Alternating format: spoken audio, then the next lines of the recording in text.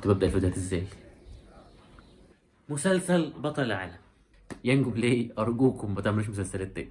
لو وقع او وقع في اي مشكله انا اوفر لك جارد. ايه النهايه دي؟ ايه النهايه دي بجد؟ فين النهايه؟ انا فضلت والله نص ساعه في الحلقه منتظر يحصل النهايه بقى، يحصل الاحداث. المسلسل بتاعنا بيتكلم عن عصام عمر اللي هو كان بطل افريقيا وشارك في بطوله العالم وخسر فيها، وبعد كده الدنيا بتضربه بالجزمه فبيقرر ان هو يبقى جارد وبيعمل اعلان على تيك توك والكلام ده، وبيقع مع جهان الشماشرجي اللي لها تربيه مع فتحي ابواب اللي هو سلمان المحروق اللي هو الشرير او المين فيلم بتاع المسلسل. وبس، والاحداث بتبدا من هنا بقى. مش هقول حاجه تانية عشان ما احرقش التفاصيل الباقيه، يعني لو انت حبيت تشوف المسلسل برضو. لكن دي السين بتاعنا او العالم بتاعنا. العالم بتاعنا بيدور في حياه الجردات عامه. وبنكتشف بعد كده ان ابو صلاح اللي هو يوسف اللي هو محمد لطفي هو يعني جارد من تقال. وكل الناس بتعمل له حساب وكده، بس في مشكله بينه وبين صلاح هنعرفها قدام. ايه النهايه دي؟ ايه النهايه دي بجد؟ يعني السين والسيت اب بتاع العالم حلو قوي صراحه، يعني حلو قوي، والبدايه المسلسل حلوه قوي. ويلا بقى ارمي الناس دي وارمي، عايز صلاح يقطع في دول، عايز اكشن بقى وشوف الكلام. مفيش اكشن، مفيش حاجه بتحصل. هو اول حلقه فيها شويه اكشن كده لطاف، كان بيجري منهم وبيضرب فيهم، اوه الدنيا تمام. بعد كده ما فهمناش حاجه غير ان صلاح بيترزع علقه من كل واحد فيهم ويهرب منهم بالعافيه، او يسلم نمر عشان ما يضربش حد معاه. بعدين بقى داخل حلبة البوكس اترزع، قلنا خلاص بقى اترزع اول مره، فيما بعد بقى هيرد يرزع الناس تاني. لا، المره اللي بعدها بيقبضوا عليه عادي ويجيبوه. اللي بعدها بيتضرب، بيهرب من الناس، بينط بقى. ايه انت بتعمل ايه؟ امال بطل عالم ايه وبتاع ايه؟ يعني صلاح كان بيترقع كل علقه وعلقه، ما دلتليش خالص ان هو هيجي بقى في النهايه هيمسك العيال 50 نفر في الصومعه بتاعه المحروق، جردات على بلطجيه على شمامين على ناس بتلعب قمار وبتقتل في بعض، هيعدمهم العافيه كلهم. ما فيش حد ضرب بوكسين على بعض، حتى ده حتى الجيار اللي هو اصلا يعني حرفيا جيار دراعه قد حسام عمر مرتين ثلاثه، ما ضربوش بوكسين على بعض، عجنوا في بعض، يعني خليه يتجرح جرحتين. وبرضه يعني ضرب اخوه، يعني مش مسك اخوه عدمه العافيه مثلا فالواد اتشل، لا ده هو زقه خبط في الحديده اتشل. خليه مثلا يمسكه يفضل يضرب فيه بقى يتعصب، فصلاح يتعصب قوي فيضربه فالواد اتشل، فمحروق يجي فيتقهر، فيقوم صلاح ضربه تاني بقى ويذله بقى فيحس يعني هيلاقي مشهدين حلوين. ما انت عندك ممثلين حلوين، ما تخليهم يمثلوا يا عم، انت مستخسر تخليهم يمثلوا. الحلقه اللي قبل الاخيره لما عصام عمر قام قايل للمحروق وانا بكره هتصعب عليا. طب ماشي، انا ما صعب عليه عشان دخل السجن. طب هو دخل السجن ليه؟ انا لغايه دلوقتي مش فاهم دخل السجن ليه. لو الناس كلمت البوليس قالت لهم ان هم ايه، ان الست دي ماتت، وبلغوا عن صاحب الراجل اللي قتلها وعملوا كل حاجه، هياخدوا وقت اكتر ان هم يعني يمسكوا المحروق. يعني مش هيجيبوه من تاني يوم كده ويتحبس على طول. يعني طب اديني فرصه ينتقم، كان ممكن عنده حتى على الاقل اسبوع يا اخي. طب يحققوا معاه، طب اي حاجه، طب يجيبوا اي حاجه بحيث ان هو ينتقم حتى.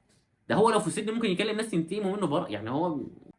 انا مش عارف الصراحه، يعني انا برضو كابتن يوسف، انت حطيت شخصيه حلوه وابعاد حلوه وفي ذنب، بعد الذنب حلو، بس ما اديتلهاش فرصه انها تظهر على الشاشه وتعمل حاجه. يعني انا كنت منتظر مثلا ان هي في مشهدين حلوين كده فيهم صلاح وابوه بيفايتوا مثلا حد من رجال المحروق، او في الاخر والله فضلت اخر حلقه، في الاخر دقيقتين في اخر حلقه فاكر ان المحروق هيرجع يبعت رجالته على يوسف وابنه، فيوسف وابنه بقى يديهم بقى علقه محترمه فيخلص انتصار على كده مثلا. انت دلوقتي انت مسكت المحروق قعدت تعلي في خطورته قوي، تعلي في خطورته قوي، تخليه خطر خطر خطر خطر.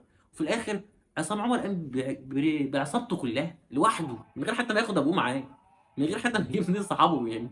انا مش فاهم انت بتعمل ايه. يعني انت عليت سقف قوي، وفي نفس الوقت انت ماسك طول المسلسل ماسك عصام عمر تهلهله. حرفيا انت كل بني ادم بيجي بيعلم على عصام عمر ويمشي كلهم، وفي الاخر خليته هو اللي نفخ اقوى شخصيه في المسلسل. خلي الست معقول شويه ان هو يروح وياخد ابوه معاه او يروح، فابوه يعرف فيلحق يلحقه، فيمسكوا بقى رجاله المحروق ينفخوهم و... ومحروق يجي في اخر لحظه فيلاقي اخوه بيموت قدامه، فيحصل يعني كلاش حلو كده في الاخر، ويعني ماستر سين حلو كل الناس تظهر وتمثل فيه يجيب اخر. ويحصل مثلا كلمتين حلوين بين المحروق وصلاح او يوسف وصلاح، فيجي مثلا حد من صحاب يوسف يجاملوه فيبقى حساب فايت اكتر. اصل دول 50 نفر برضه كلهم بالعقل يعني. مش عارف صاحب عصام عمر ان هو يعني رمز الكوميديا في المسلسل او بيلطف الدنيا شويه، حطيت له شويه حاجات ورميته. ما كملتليش بقى قصته عامل ازاي ولا هو ايه اللي بيحصل ولا هيعمل ايه. فجاه اتجوز البنت، فجاه اقتنع انه يحلق ويتجوز البنت بس عشان نخلص المسلسل. يعني 10 حلقات تحس ما كانوش كفايه خالص. يعني الكلام ده كان ممكن مثلا يحصل كل الاحداث دي تحصل في حلقه 5 ويفضل 5 حلقات نكمل. لا اما بقى زود المسلسل كتره يا عم، خليه 20 حلقه، خليه 30 حلقه، ما حدش قال لك انهم 10 حلقات بس. مش المسلسل خلص ليه؟ يعني هو خلص ليه؟ ايه اللي حصل عشان يخلص المسلسل؟ بجد ايه النهايه دي؟ ايه النهايه دي بجد؟ صلاح شل الوقت. طب ما حدش عاقب صلاح، ما فيش حد بلغ ابليس حتى ان في حد تهجم على هذا المكان وقتل الناس اللي فيه، او عج الناس اللي فيه، واحد اتشل فيه، ده ما ياخدش مثلا فيها تأبيده دي يعني مثلا، او ده شرف في قتل يعني، او سبب له عاهه مستديمه، ما ياخدش اي حاجه. ما يعني لا المحروق عاقبه ولا الحكومه عاقبته. طب عادي الناس بتقتل في بعضها عادي ولا ايه؟ ما انت بترمي حاجات غير منطقيه مستحيل تحصل في الحقيقه. ماشي مشيناها بس خليها حلوه حتى بقى، يعني انت خليها مش منطقيه بس خليها حلوه. يعني ايه؟ مش فاهم انت عملت سيكونس القتل ده عشان ايه؟ عشان تخلص من المحروق، عشان مش عارف تخلص منه بحاجه تانية يعني؟ طب ما انت جبت عصام عمر عجن. انا مش فاهم. انا نفسي افهم ايه النهايه دي؟ ايه النهايه دي بجد؟ دي انسب نهايه لمسلسل من 10 حلقات بيتكلم عن بوكسر بقى بودي جارد. انا عايز اكشن بقى يا عم، تعجني الناس وهات لي الفيلن الاساسي وهو بيتعجن. انت جايب لي ليه اخوه؟ انا هعمل ايه بقى؟ ضربت اخوه اصلا كان ليه لازمه في المسلسل ولا ده انت حتى مش عارف تكرهه من كتر ما هو هايف. والراجل بعد يعني قاعد يقول لهم يا ابويا مش عارف ايه لو مت سامحني، ومش عارف يا صاحبي لو مت سامحني، خد بالك مش عشان ايه؟ عشان يروح يعجنهم بيك؟ ده ما خدش ده ما حتى ما كانش على وشك الموت، اتخبط مثلا خبطه على دماغه راح نزل في المستشفى اي حاجه يا عم. يعني حاسسني ان انا بتفرج على مسلسل حقيقي. يعني اللي مضايقني مش ان هو مسلسل وحش، يعني هو مسلسل مش وحش. انا مضايقني ان المسلسل كان ممكن يبقى حلو قوي، خصوصا ان البطل بتاعه كويس جدا واحنا بنحبه، والممثلين كلهم كويسين واحنا بنحبهم، والقصه بتاعته مش قصه يعني رديئه زي بقيه المسلسلات. بس انت مسكت الاحداث بدات بيها كويس، هنت المسلسل كله، هنت الشخصيات، وما جبتش اي يعني ريديمشن لاي شخصيه فيهم خالص، مع ان هم مليانين مليانين ممكن تعمل ريديمشن ليهم كلهم. انت طلعت صلاح، يعني كلام صلاح في اخر المسلسل ايه؟ يقول لك لا انا مش ندمان ان انا بعت البطوله عشان اخد الفلوس. ضرب واحد وساب له علم سليم. يعني شخصيه صلاح المفروض كده يعني مش تحاسب على المفروض تتحبس 25 سنه لا هي ولا هي مثال كويس، ولا هي شخصيه جيده، ولا حتى نجح في اي حاجه غير، وفي الاخر بقى تاب. انا خلاص خدت حقي وعجنت الناس فانا هتوب سوري، انا هعمل هفتح مركز شباب اعلم الاطفال يعجنوا بعض ازاي.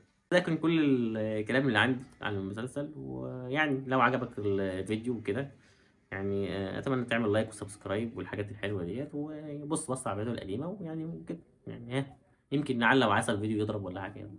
سلام.